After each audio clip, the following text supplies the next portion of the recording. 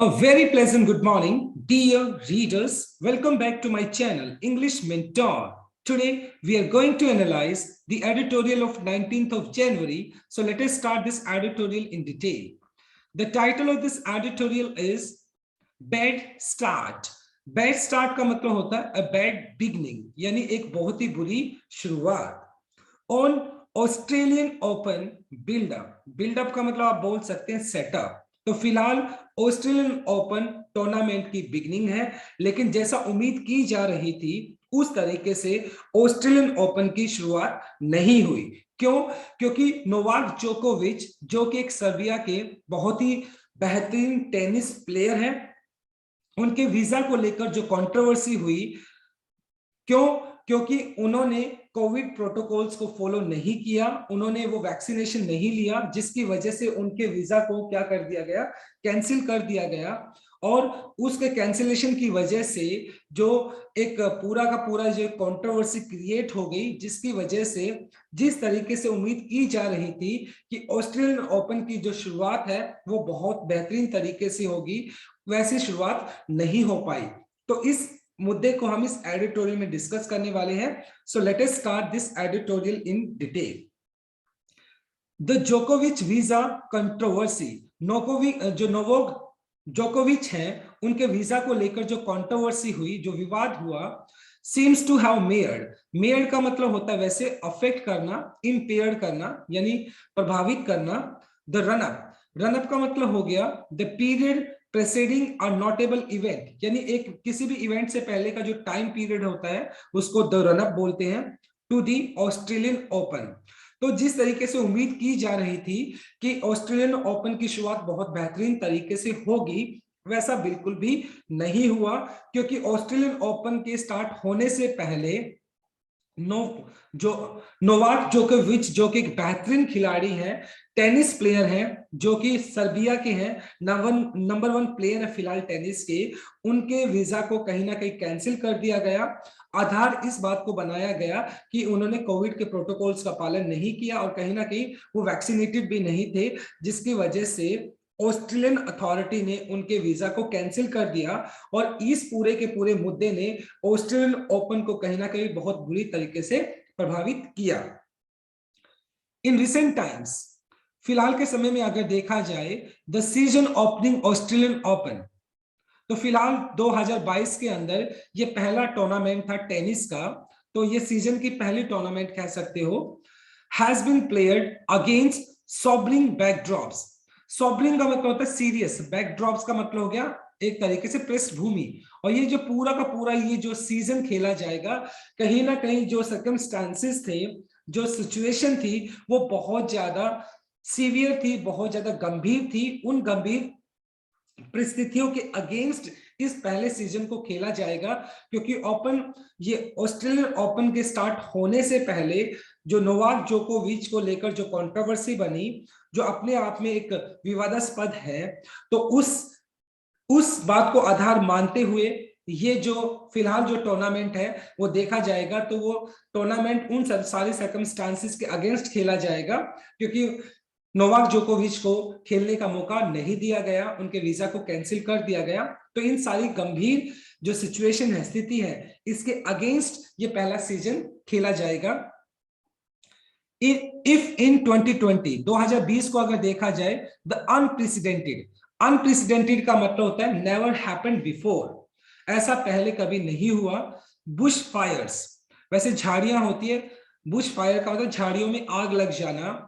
Mayor का मतलब spoil कर देना या अफेक्ट करना. The builder. और 2020 के अंदर अगर देखा जाए तो 2020 को भी क्या हुआ था, वो पूरी तरीके से बहुत बुरी तरीके से अफेक्ट हुआ था. क्योंकि ऑस्ट्रेलिया के अंदर जो बुश फायर है वो लग जाने की वजह से जो ऑस्ट्रेलियन ओपन है वो बुरी तरीके से प्रभावित हुआ था 2020 के अंदर. इन 2021 अगर 2021 की बात की जाए, so it was a turn of कोविड-19. अब 2021 की अगर बात की जाए तो कोविड-19 की वजह से लॉकडाउन लगाया गया था ऑस्ट्रेलिया के अंदर. रिस्ट्रिक्शंस का मतलब प्रतिबंध हो गया. टू सफोकेट, वैसे सफोकेट का मतलब होता है दम घुटना प्लेयर्स. तो कहीं ना कहीं यानी ये जो रिस्ट्रिक्शंस लगाई गई, जिसकी वजह से जो टेनिस प्लेयर्स हैं वो अपने गेम को नहीं खेल पाए. तो ये 3 सालों से लगातार हो रहा है कि जो ऑस्ट्रेलियन ओपन है वो अफेक्ट हुआ है। अगर बात की जाए 2020 की, तो बुश फायर जो मतलब आग लग जाने की वजह से वो अफेक्ट हुआ था। 2021 के अंदर कोविड की जो रिस्ट्रिक्शंस लगी थी, लॉकडाउन लग गया था, उसकी वजह से वो अफेक्ट हुआ था। और 2020 की अगर बात की जाए, 2022 की अगर बात की जाए, तो नोवाक जोकोविच के वीजा को लेकर जो एक विवाद खड़ा हुआ है, जिसकी वजह से ऑस्ट्रेलियन ओपन अभी फिर विवाद में आ गया है। कहीं ना कहीं ये अब फिर प्रभावित हुआ है इस मुद्दे की वजह से। Nothing however compares to the saga, लेकिन ये सारी की सारी चीजें नथिंग हाउ एवर, हालांकि कंपेयर्स, तुलना करना, टू द सागा, सागा का मतलब a long story that unfolded for 10 days leading into the 2020 edition. और फिलहाल अगर देखा जाए, ये जो पिछले 10 दिनों से लगातार इस एडिशन की, यानी पिछले 10 दिनों से जो लगातार अनफोल्डेड का अगर रिवील करना, तो ये जो 10 दिनों से पूरा का पूरा विवाद बना हुआ है ना, इसको किसी के साथ कंपैरिजन नहीं किया जा सकता है। विच बिगेन ऑन मंडे, ये जो टूर्नामेंट स्टार्ट हुई मंडे को स्टार्ट हुई, यानी ऑस्ट्रेलियन ओपन कब स्टार्ट हुआ, मंडे को स्टार्ट हुआ है। वर्ल्ड नंबर 1 नोवाक जोकोविच, a 9-time winner in the Melbourne, had his visa cancelled। और ये जो पूरा विवाद 10 दिनों से ये पूरा विवाद बना हुआ है, मंडे को क्या हुआ, विच, और अगर बात की जाए ये जो टूर्नामेंट है ये स्टार्ट कब हुई, ये टूर्नामेंट मंडे को स्टार्ट हुई। और ये जो नोवाक जोकोविच है जिसकी वजह से पूरा कंफ्लिक्ट बना हुआ है, वो 9 टाइम विनर है, यानी ऑस्ट्रेलियन ओपन को उन्होंने 9 बार जीता है। लेकिन उनका वीजा को कैंसिल कर दिया गया। क्यों कैंसिल कर दिया गया? क्योंकि उन्होंने जो कोविड के जो प्रोटोकॉल्स है उसको फॉलो नहीं किया, और उन्होंने जो अपने डॉक्यूमेंटेशन दिखाना था, उनको कोविड का जो सर्टिफिकेट दिखाना था, वो कोविड के वो सर्टिफिकेट को नहीं दिखा पाए, क्योंकि उन्होंने अपना वैक्सीनेशन नहीं लिया हुआ था, जिसकी वजह से उनके वीजा को कैंसिल कर दिया गया। एंड वॉज जेटिस्टन का मतलब हो गया वैसे डिक्लाइन, मना करना, over his decision to remain unvaccinated. और सबसे बड़ा मुद्दा इस बात को भी लेकर हुआ क्योंकि उन्होंने क्या किया था, कहीं ना कहीं वैक्सीनेशन को अपोज किया था, और उन्होंने इस बात को साफ साफ मना कर दिया कि वो वैक्सीनेशन नहीं लेने वाले हैं और वो अनवैक्सीनेटेड रहेंगे, यानी कहीं ना कहीं वो कोविड के टीका को नहीं लगवाने वाले हैं। तो जिसकी वजह से उनके वीजा को कैंसिल कर दिया गया। ऑस्ट्रेलियाज हाई इनोक्यूलेशन का मतलब हो गया वैक्सीनेशन रेट्स। और फिलहाल अगर देखा जाए तो ऑस्ट्रेलिया के अंदर जो उसका जो rate of injection, rate of जो अगर बात की जाए वैक्सीनेशन है, वो बहुत अच्छा है। हैव बीन क्रेडिटेड का मतलब होता है वैसे एडमायर करना, प्रेज करना, for keeping its health death rate low. और क्योंकि ऑस्ट्रेलिया का जो अगर इनैकुलेशन रेट देखा जाए, ऑस्ट्रेलिया का जो वैक्सीनेशन रेट जो है, टीकाकरण की जो पेस है, गति है, वो बहुत अच्छी है, जिसकी वजह से ऑस्ट्रेलिया काफी हद तक अपनी डेथ रेट को, मृत्यु दर को काफी हद तक नीचे रख पाया है, डिस्पाइट के बावजूद N on going surge.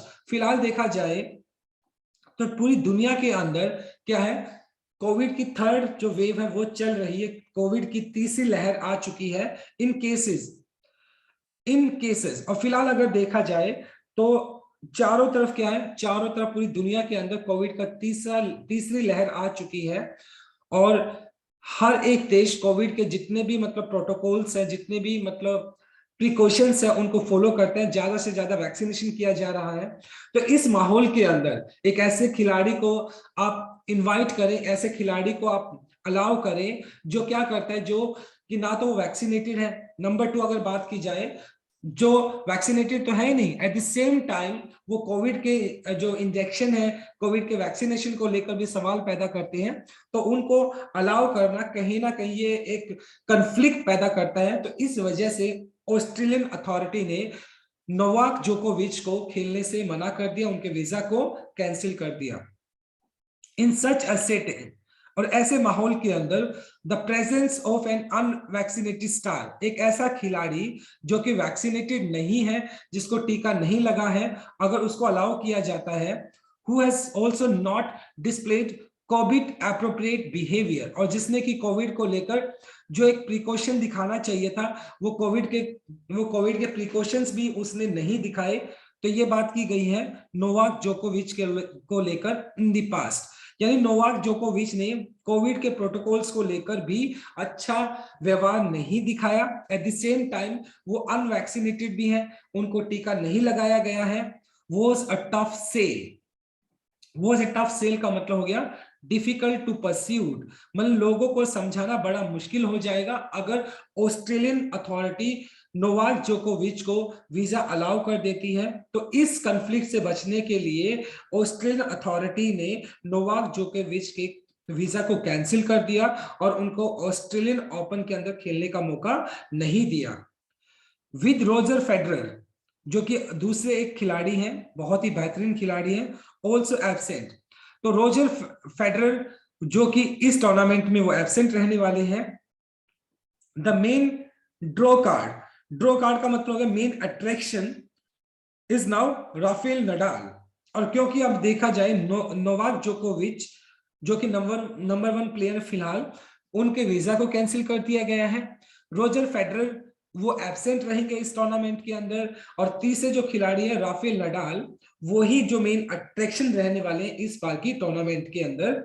The only farmer Australian open man singles champion in the फ्रे, फ्रे का मतलब हो गया कंपटीशन कह सकते हो, वैसे दंगा होता है, कंपटीशन कह सकते हो। तो फिलहाल के इस कंपटीशन के अंदर जितने भी मैन सिंगल्स में पार्टिसिपेट कर रहे हैं, सिर्फ राफेल नडाल एक ऐसे कंटेंडर है जिन्होंने ऑस्ट्रेलियन ओपन को जीता हुआ है। अदरवाइज सारे के सारे जो पार्टिसिपेंट्स हैं उन्होंने ऑस्ट्रेलियन ओपन को नहीं जीता है।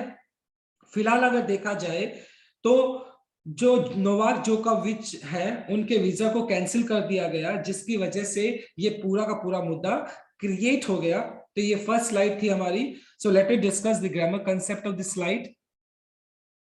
टू हैव वैसे आपका इन्फिनिटिव हो गया, और उसके बाद आपने हैव प्लस V3 यूज कर लिया, जो कि हो गया आपका इन्फिनिटिव परफेक्ट हो गया। ये आपका हैज बीन डिस्प्लेड आपका प्रेजेंट परफेक्ट पैसिव स्ट्रक्चर हो गया।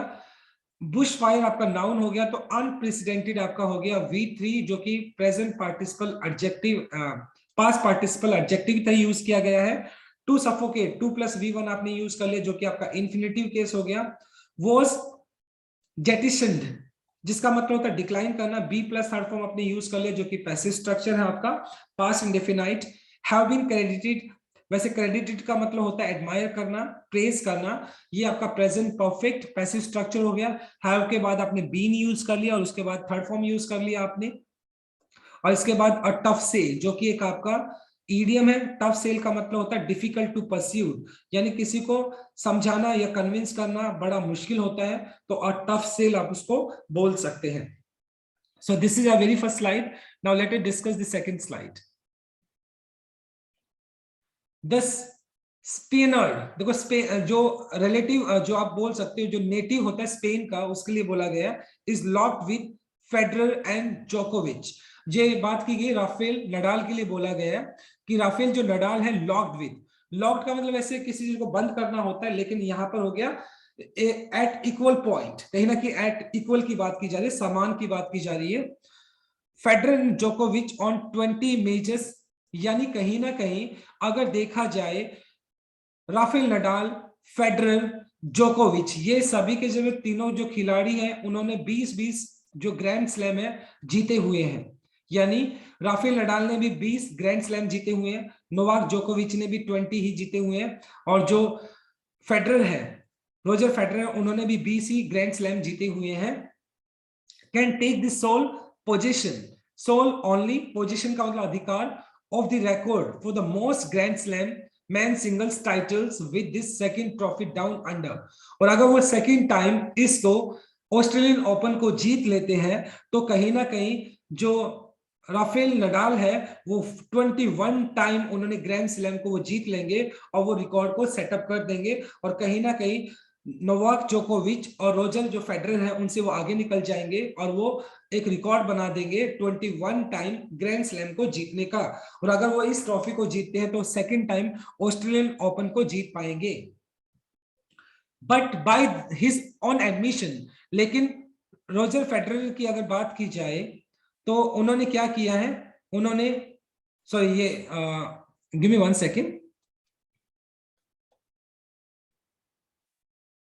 राफेल नडाल की अगर बात की जाए, but by his on admission, his on admission, admission का मतलब एक्सेप्ट करना।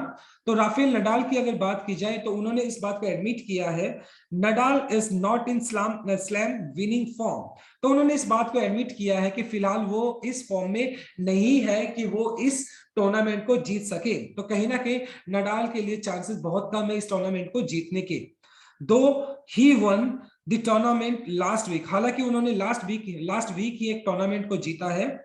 इन his first competitive appearance since last August, यानी पिछले अगस्त से लेकर अभी तक उन्होंने कोई पार्टिसिपेशन नहीं किया था।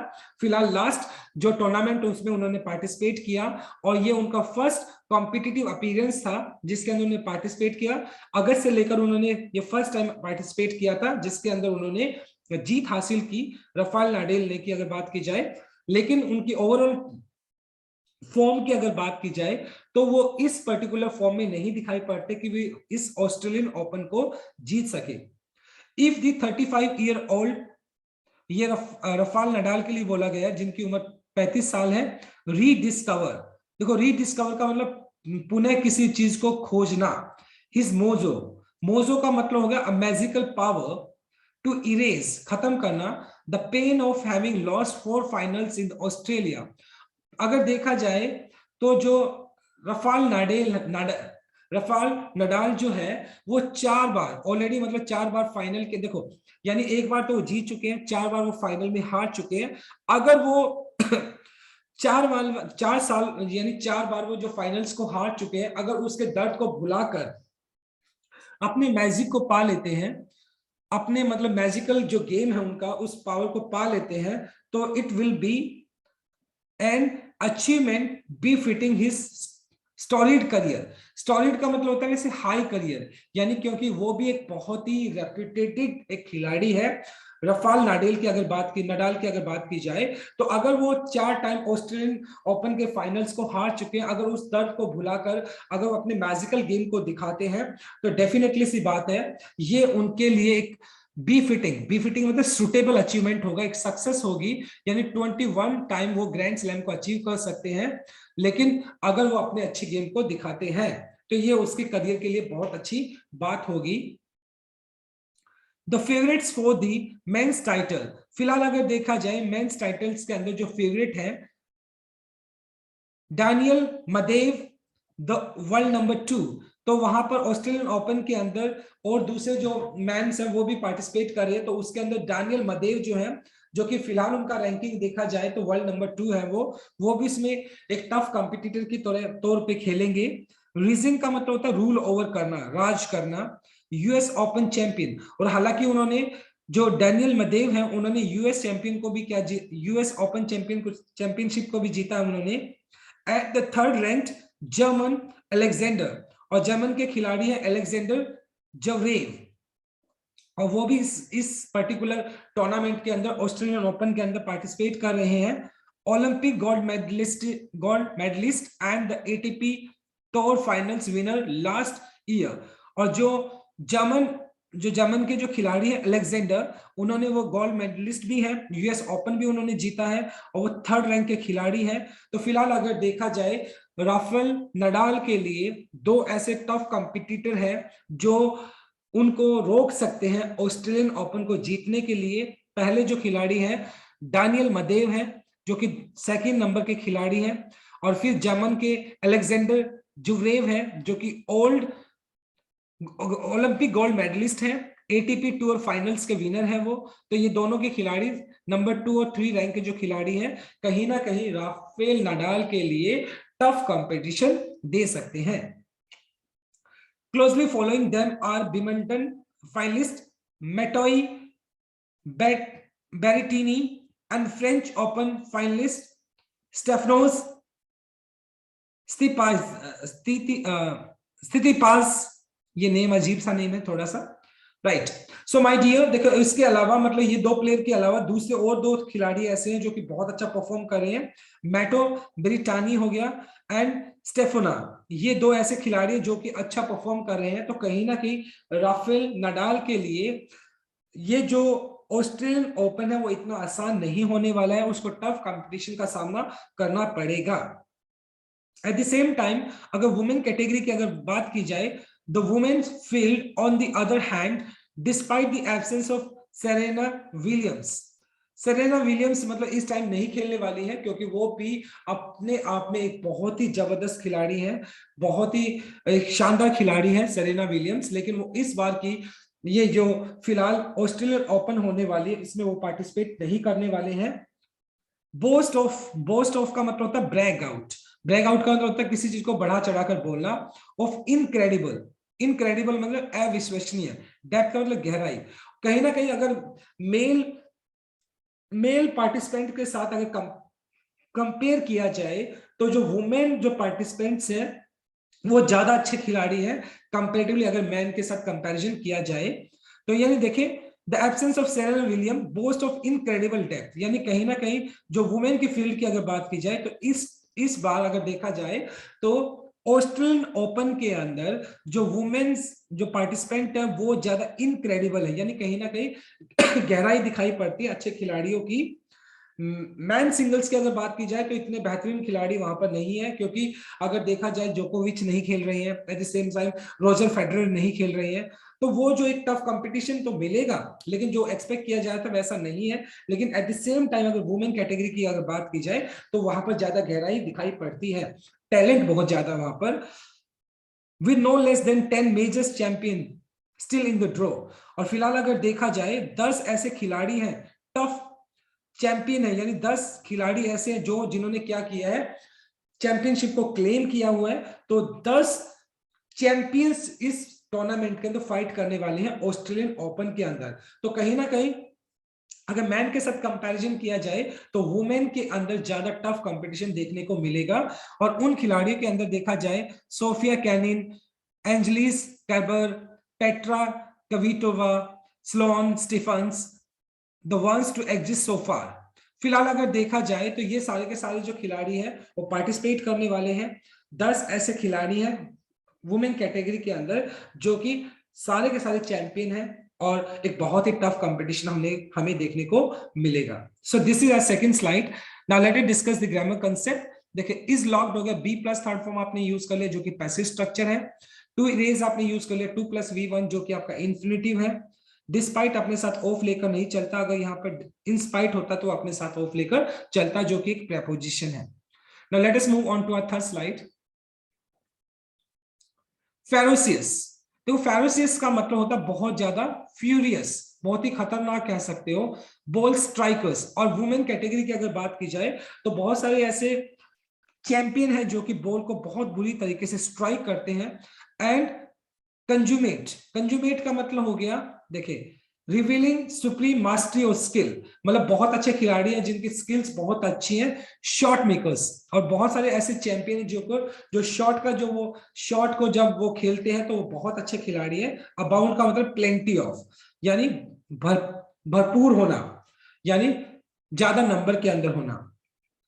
तो यानी वुमेन कैटेगरी की अगर बात की जाए तो वहां पर बहुत अच्छे खिलाड़ी हैं। उनके जो बॉल स्ट्राइकर्स है वो बहुत टफ बॉल स्ट्राइकर्स उसके अंदर है। एट द सेम टाइम बहुत अच्छे अच्छे जो मास्टरी कह सकते हो, कंजुमेट शॉट मेकर्स, शॉट मेकर्स मतलब जो शॉट खेलने वाले हैं। तो वो अलग अलग वेराइटी के स्किल्स दिखाने वाले खिलाड़ी हैं जो अच्छे अच्छे शॉट्स खेलते हैं। So did solid counter punchers. Counter punchers मतलब ये एक शॉट हो गया टेनिस का, काउंटर पंचर वाले भी वहां पर है eight the same time. And crafty all courtiers blessed with the magic hand. Eight the same time crafty चालाक हो गया, ऑल कोर्ट्स यानी चारों कोर्ट के अंदर खेलने वाले, blessed field with magic hands. मतलब बहुत सारे ऐसे खिलाड़ी हैं यहाँ पे वुमेन कैटेगरी के अंदर जो कि बॉल को बहुत अच्छे तरीके से स्ट्राइक्स करते हैं, शॉट मेकर्स अच्छे शॉट खेलते हैं, काउंटर पंचर करते हैं, ऑल कोर्ट्स, मतलब ये सारे के सारे अलग अलग स्टाइल हो गए किसके, टेनिस के मूव, टेनिस के जो मूव्स होते हैं, टेनिस के जो शॉट्स होते हैं, तो बहुत अच्छे खिलाड़ी हैं जो टेनिस को खेलने वाले हैं। तो कहीं ना कहीं वुमेन कैटेगरी की अगर बात की जाए तो वहां पर टफ कंपटीशन देखने को मिलेगा। Way men's tennis has late birth a string of big game players. Of late का मतलब होता है फिलहाल, बर्थ का मतलब होता है वैसे जन्म देना, अ string of big game players. जहां तक अगर देखा जाए मेंस कैटेगरी की, तो मेंस कैटेगरी के अंदर भी काफी अच्छे बड़े खिलाड़ी है, big game players, arm with cannon ball. सब कैनन क्या होता है वैसे? कैनन का मतलब होता है तोप, यानी तोप का जो गोला निकलता है, तोप के गोले जैसे निकलने वाली सर्विस करने वाले हैं, सर्विस करते हैं ना टेनिस के अंदर। तो यानी कहीं ना कहीं मेंस के अंदर देखा जाए तो जो बहुत सारे ऐसे खिलाड़ी जो सर्विस बहुत ही फास्ट करते हैं, and crushing ground stroke. Crushing का मतलब ऐसे क्या होता है? किसी चीज को डिस्ट्रॉय कर देना, किसी चीज को तोड़ देना, तो ग्राउंड स्ट्रोक। और बहुत सारे ऐसे खिलाड़ी हैं जो बहुत ही जबरदस्त क्या करते हैं? सर्विस करते हैं, बहुत फास्ट सर्विस करते हैं, और उनके जो ग्राउंड स्ट्रोक है वो बहुत ही ज्यादा फास्ट है, फ्यूरियस है। The women's game has an athletic feel. Athletic का मतलब हो गया वेरियस स्टाइल्स और आइडियाज। फिलहाल अगर देखा जाए तो वुमेन गेम की, तो वहां पर बहुत सारा स्टाइल है, ओके, आइडियाज है अलग, मतलब वहां पर स्टाइल आपको ज्यादा देखने को मिलेगा, leading to suggestion that currently women tennis is the best tennis there is. और फिलहाल अगर देखा जाए मैन के साथ कंपेयर किया जाए, तो जो फिलहाल ओपन ऑस्ट्रेलियन की, अगर ऑस्ट्रेलियन ओपन टूर्नामेंट की अगर बात की जाए, तो वहां पर जो वुमेन कैटेगरी है, वुमेन जो चैंपियन है, वो फार बेटर दिखाई पड़ते हैं मैन सिंगल से। The leader of this pack, pack का उन्हें ग्रुप कह सकते हो, और इस पूरे ग्रुप का जो लीडर है are world number 1 Ashleigh Barty, जो कि एक बहुत ही बेहतरीन खिलाड़ी है। फिलहाल वुमेन साइड की अगर बात की जाए तो नंबर 1 खिलाड़ी एशलेस बार्टी है, जो कि लीडर है इस पूरी वुमेन कैटेगरी की, and home favourite defending champion Naomi Osaka. और कहीं ना कहीं ऑस्ट्रेलियन खिलाड़ी है नोआमी ओसाका, जो कि वहीं की फेवरेट है क्योंकि वो ऑस्ट्रेलियन खिलाड़ी है और डिफेंडिंग चैंपियन है, who also wore the crown in 2019, जिसने 2019 के अंदर ऑस्ट्रेलियन ओपन को भी जीता था। तो ये दो ऐसे खिलाड़ी हैं जो कि वुमेन कैटेगरी के अंदर जिसके ऊपर सभी का ध्यान रहने वाला है। There are also Garbine Muguruza, Victoria Azarenka and Simona Halep, all multiple major winners. और ये सारे के सारे जो नाम ऊपर हमने बोले हैं, तो ये सारे के सारे वो जो खिलाड़ी हैं जो कि बेहतरीन खिलाड़ी हैं, और उन्होंने विद प्रूवन क्रेडेंशियल्स, क्रेडेंशियल्स का मतलब बोनाफाइड बोल सकते हो, प्रूवन कह सकते हो, मतलब उनके पास वो सर्टिफिकेट्स हैं जिन्होंने उस बात को दिखाया है कि वो बहुत बेहतरीन खिलाड़ी है। यानी इट मींस उन्होंने अपने पास्ट के अंदर अपनी परफॉर्मेंस को दिखाकर ये प्रूव किया है कि वो बहुत अच्छे खिलाड़ी है, और उन्होंने बहुत सारी चैंपियनशिप को भी क्लेम किया है। तो वुमेन कैटेगरी की अगर बात की जाए तो वहां पर हमें ऑस्ट्रेलियन ओपन के अंदर एक टफ कंपटीशन देखने को मिलेगा। क्लोजर होम, और जहां तक हमारे घर की बात की जाए, यानी इंडिया की अगर बात की जाए, Indians will again look to veteran. Veteran का मतलब होता है legendary doubles specialist Sania Mirza and Rohan Bopanna Bopanna. तो अगर देखा जाए तो हमारे इंडिया की तरफ से जो लेजेंडरी टेनिस प्लेयर्स है सानिया मिर्जा और रोहन बोपन्ना, वो क्या करेंगे? डबल्स में खेलने वाले हैं। As the nation goes fourth straight slam without a singles players in the men draw.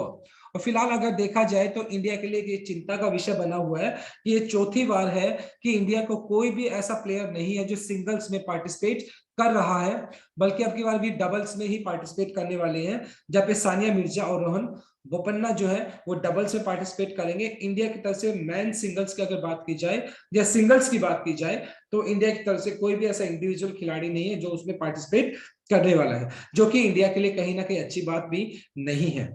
So my dear student, बहुत ही अच्छा आर्टिकल था आज का हमारा, आई होप आपको अच्छे से समझ आया होगा। Now let us discuss the grammar concept of this slide. देखिए, ग्राउंड स्ट्रोक वैसे नाउन हो गया, तो ये आपका क्रशिंग जो आपको दिया V1 प्लस आईएनजी, जो कि आपका प्रेजेंट पार्टिसिपल एडजेक्टिव है। द बेस्ट सुपरलेटिव डिग्री हो गया, तो इसलिए आर्टिकल द लगा दिया आपने। क्रेडेंशियल्स आपका नाउन हो गया, तो प्रूवन आपका V3 हो गया, जो कि पास्ट पार्टिसिपल एडजेक्टिव आपने यूज किया है, राइट।